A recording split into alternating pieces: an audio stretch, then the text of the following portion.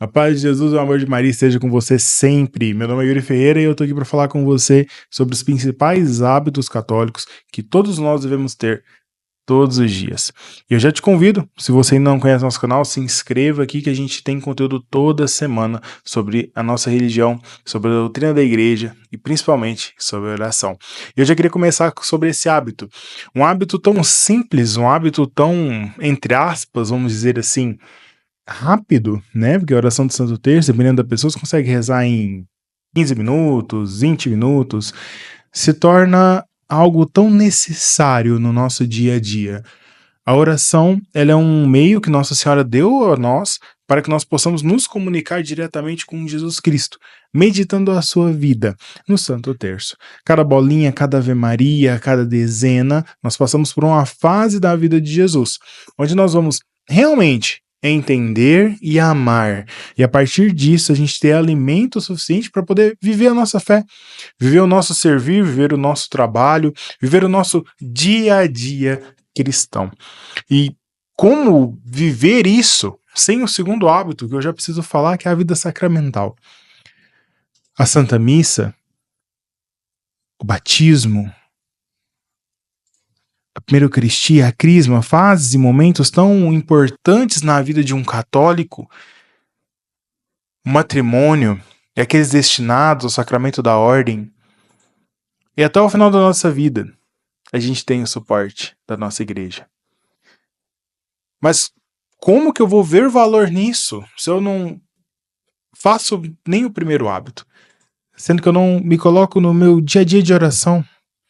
Como que eu quero falar das pessoas, eu quero viver, eu quero estar lá na igreja, sendo que eu não tenho o alimento necessário, que é a Eucaristia. E a partir desse momento a gente deixa de fazer as coisas por amor, que seria o correto, e começa a fazer as coisas por orgulho, para querer aparecer. E é ali onde o pecado entra. É nesse momento que a gente tem que mais se preocupar com a nossa alma, com a nossa salvação. É quando a gente começa a viver isso, não com hábito, com desejo de amar a Jesus, mas com orgulho. Sem a oração, sem o sacramento, sem a gente poder viver, experimentar um pouco da vida de Cristo, nós vamos servir pelo orgulho. Nós vamos servir pela raiva, nós vamos servir porque eu tenho que estar ali. Porque alguém me mandou, porque eu vou conseguir um trabalho ali naquele local, porque eu vou conseguir uma vantagem em cima de alguém, porque eu vou estar mais próximo de pessoas importantes, e não pelo real motivo.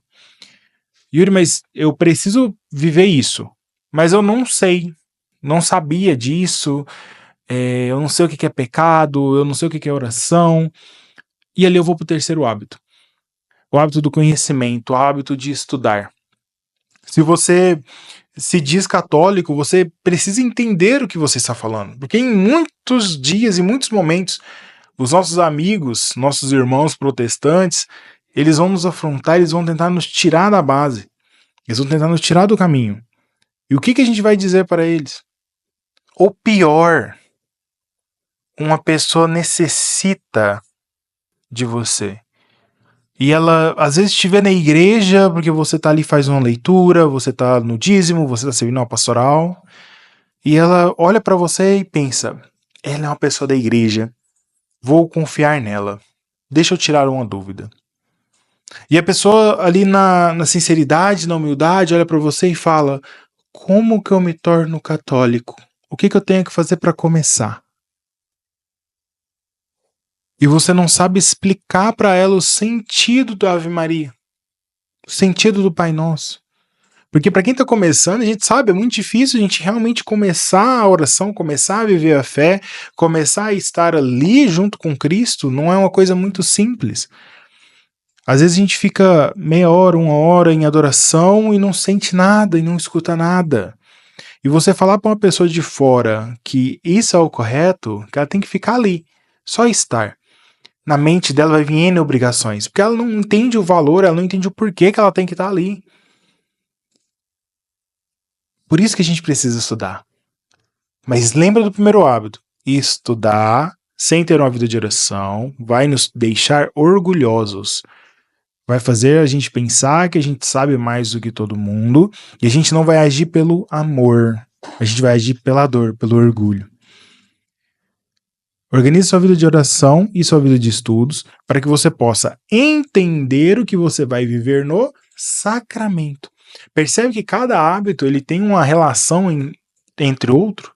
Olha só que legal. Quarto hábito que a gente não pode deixar de lado é o testemunho e o apostolado. E se você prestar atenção na ordem que está, acaba que um precisa do outro. Só o último hábito que ele está fora dessa ordem.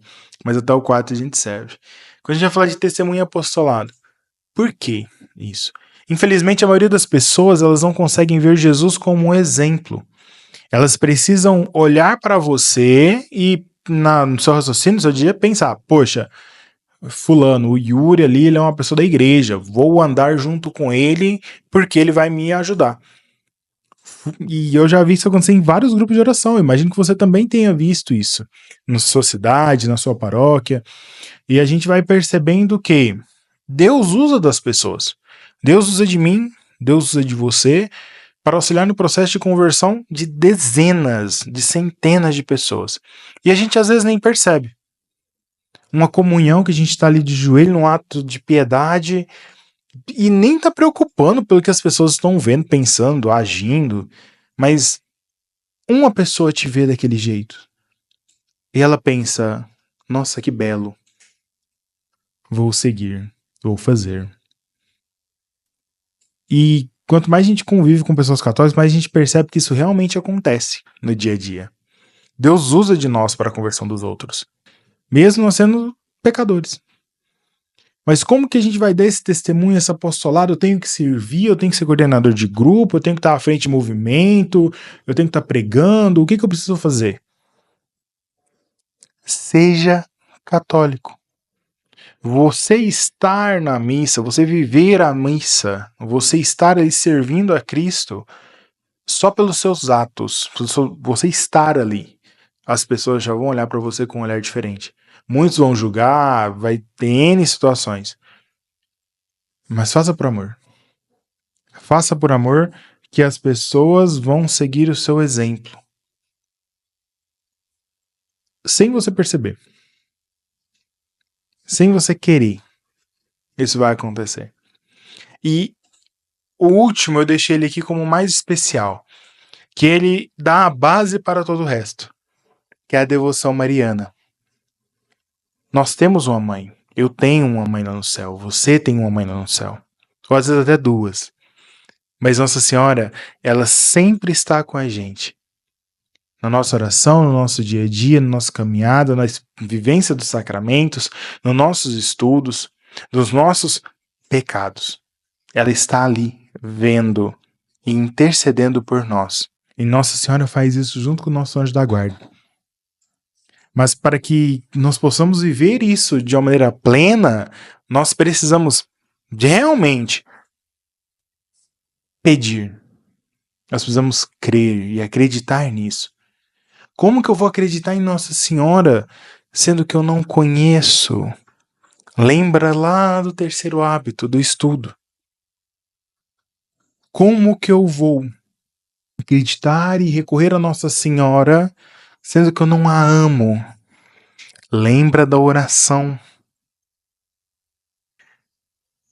Uma vivência católica, ela não é feita somente de missa e Bíblia. É difícil falar isso, que às vezes a pessoa pega e interpreta de uma maneira errada. Mas só isso não vai fazer você se tornar um católico. Conhecer Bíblia, os protestantes conhecem ela de trás para frente. A nossa e a deles ainda. Quantas pessoas a gente vê na missa que não dão um exemplo de um católico de verdade? Então, só isso não basta. E quando eu falo isso para você que está ouvindo, eu falo isso para mim mesmo. Nós precisamos nos entregar mais a Jesus. Através da oração, através do estudo, através da devoção à Virgem Maria, da vivência dos sacramentos e do testemunho. Da nossa entrega, da nossa vivência, do exemplo de vida que a gente dá para as pessoas que estão ao nosso redor.